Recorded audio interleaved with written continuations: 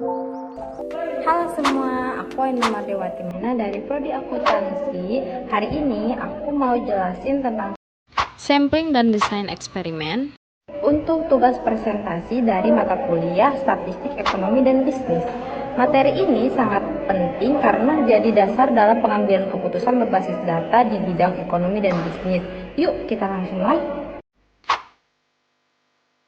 Apa itu sampling? Sampling itu Cara kita ambil sebagian orang dari populasi besar buat dianalisis. Ibaratnya kayak kita mau survei kepuasan mahasiswa, masa iya harus tanya satu kampus? Nah, sampling itu solusi cerdasnya. Setelah memahami sampling, sekarang kita bahas jenis-jenis sampling. Jenis pertama adalah probability sampling, yaitu teknik sampling di mana setiap anggota populasi punya peluang yang sama untuk dipilih. Metode ini lebih akurat dan hasilnya lebih bisa digeneralisasi. Jenis-jenisnya adalah yang pertama simple random, yaitu setiap individu dalam populasi dipilih secara acak tanpa pengelompokan. Yang kedua stratified, yaitu populasi dibagi menjadi kelompok berdasarkan karakteristik tertentu, lalu diambil sampel dari tiap kelompok. Yang ketiga cluster, yaitu populasi dibagi menjadi beberapa kelompok besar, kemudian kelompok tertentu dipilih secara acak dan diteliti seluruh anggotanya. Yang terakhir systematic, yaitu pemilihan sampel dilakukan berdasarkan urutan atau pola tertentu, misalnya menggunakan interval tetap. Selanjutnya adalah non-probability sampling, yaitu teknik sampling yang tidak memberikan peluang yang sama kepada seluruh anggota populasi. Biasanya lebih cepat dan praktis, tetapi hasilnya tidak bisa digeneralisasi. Jenis-jenisnya adalah yang pertama convenience, yaitu sampel dipilih berdasarkan kemudahan akses oleh peneliti. Yang kedua judgmental, yaitu peneliti memilih sampel berdasarkan pertimbangan atau penelitian subjektif. Yang ketiga adalah code, yaitu sampel diambil berdasarkan jumlah target yang ditentukan dari kelompok tertentu.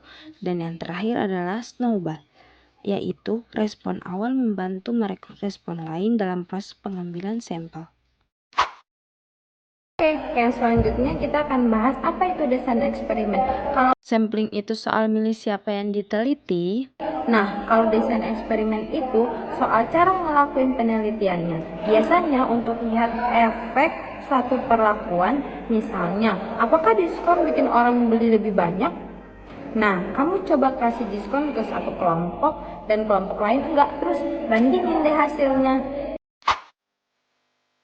Nah, sekarang kita masuk ke jenis-jenis desain eksperimen.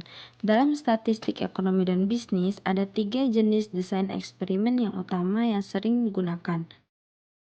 Yang pertama adalah complete randomized design. Desain ini adalah yang paling sederhana. Semua subjek dibagi ke dalam kelompok secara acak tanpa pengelompokan sebelumnya. Desain ini cocok digunakan jika populasi cukup homogen dan seragam. Yang kedua adalah randomized block design.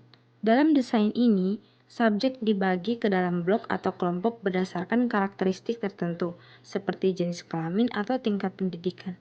Lalu, dalam setiap blok, subjek dibagi secara acak ke dalam kelompok perlakuan. Tujuannya adalah mengurangi variasi yang tidak diinginkan dari faktor luar. Dan yang terakhir adalah factorial design. Desain ini digunakan saat kita ingin menguji lebih dari satu variabel bebas secara bersamaan. Kita bisa melihat efek masing-masing faktor dan juga melihat efek kombinasi antara faktor-faktor tersebut. Desain ini efisien untuk eksperimen yang kompleks. Nah, kesimpulannya, Untuk kita ambil data dari populasi dengan cara efisien. sedangkan desain eksperimen bantu kita tahu apakah sesuatu benar-benar berdampak. Kombinasi keduanya bikin penelitian lebih kuat dan hasilnya bisa dipakai buat ambil keputusan yang tepat. Semoga penjelasan ini bermanfaat dan makin bikin kamu paham soal Sampling dan desain eksperimen. Terima kasih udah nonton. Jangan lupa like, komen, dan share kalau kamu merasa ini membantu. Dadah!